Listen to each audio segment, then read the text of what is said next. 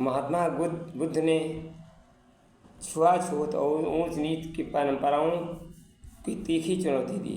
उन्होंने एक बार एक घोषणा कर दी, व्यक्ति कर्म से महान होता है, जन्म से नहीं।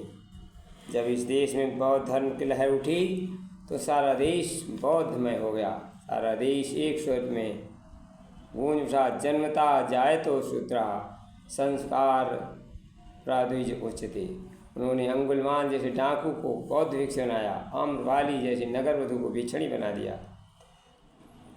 इसके बाद मध्यकाल आते ही यह प्रथा बहुत भयंकर रूप धारण कर लिया। एक समय आवश्यकता किंतु समय की आवश्यकता महापुरुषों को जन्म देती है। इस समय महात्मा कबीर ने फिर चुनौती देकर कहा, जाति पाति पूछे नहीं कोई, हरि को भजे सो हरि का होय। कबीर जुलाहे थे, संत नामदेव दर्जी थे, संत तुकाराम शूद्र कहा गया है, संत रैदास हरिजन थे, काम भी चर्मकार का ही करते थे। इनके विषय में कथा एक बार पूर्णिमा का सब लोग गंगा नहाने जा रहे थे। रैदास ने मना किया, गंगा जी में चढ़ाने को एक पैसा दिया। सब साथी पहले तो एक मजाक बनाते रहे, फिर गंगा जी में वह पैसा रैदास के नाम डाला गया। गंगा जी का हाथ बाहर आया, उन्होंने एक कंगन दे दिया। कंगन लेकर वह साथी राजा के पास आ गए, बदले में खूब धन मिला। बाद में रानी कहने लगी, उस व्यक्ति से बुलाकर को दूसरा भी कंगन लाए। और डर गया, उसने रैदास के पास जाकर प्रार्थना की, क्षमा मांगी। दूसरा कंगन देने को रैदास ने अपनी पानी की कटौती में हाथ डाला, गंगा मैया से प्रार्थना की, दूसरा कंगन निकाल कर दे दिया। नाभाजी डोम वर्ण के थे, गोवा के डॉक्टर गोमेद जन्म से ईसाई थे, पर संस्कृत भाषा पढ़कर भारतीय संस्कृत के पुजारी बन गए। एंजिल डेविस निग्रो परिवार के थे, उन्हें दलित अपमानित होना पड़ा। उन्होंने पढ़ाई का अध्यापन कार्य शुरू किया, समाज सुधार किया। आधुनिक महेश दयानंद, राजा राममोहन राय, मदन मोहन मालवीय, श्रद्धानंद, विनोबा भावे, महात्मा गांधी इस भेदभाव को मिटाने का अथक प्रयास किया।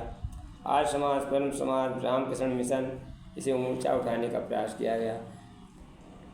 अब सरकार द्वारा इस प्रयास किया जा रहा है कि इसलिए ब्राह्मणोचित आचरण कर सबसे प्रेमपूर्ण पढ़ने की आवश्यकता है। पूज्य गुरुदेव ने गायत्री परिवार संगठन कर इस दिशा में अभूतपूर्व कार्य किया है, क्योंकि शूद्र व्यक्ति यदि ब्राह्मण बनना चाहे तो कैसे भी बन सकता है। कृपया ब्राह्मण का स्वरूप बताने का कष्ट करें। जो सबका हित चिंतन करते वे ही ब्राह्मण हैं कहलाते, वे त्यागी और धीर तपस्वी बन ब्रह्म तुल्य पूजे जाते। अपनी करुणा की धारा से वे सबका पीड़ा हरते हैं, वो सबकी पीड़ा हरते हैं। सोए स्वयं कष्ट सह कर सबका आंचल खुशियों से भरते हैं, आंचल खुशियों से भरते हैं। उनते सो शूद्र ही अच्छे ब्राह्मण कुल में पैदा होकर यदि कर्म नीच की करते हैं, उनसे तो शूद्र ही अच्छे हैं जो शुभ कर्मों को करते हैं। ब्राह्मण का वंशज भी रावण भी वो राक्षसी कहलाया था, तप के बल पर डाकू ही ऋषि का ऊंचा पद पाया था।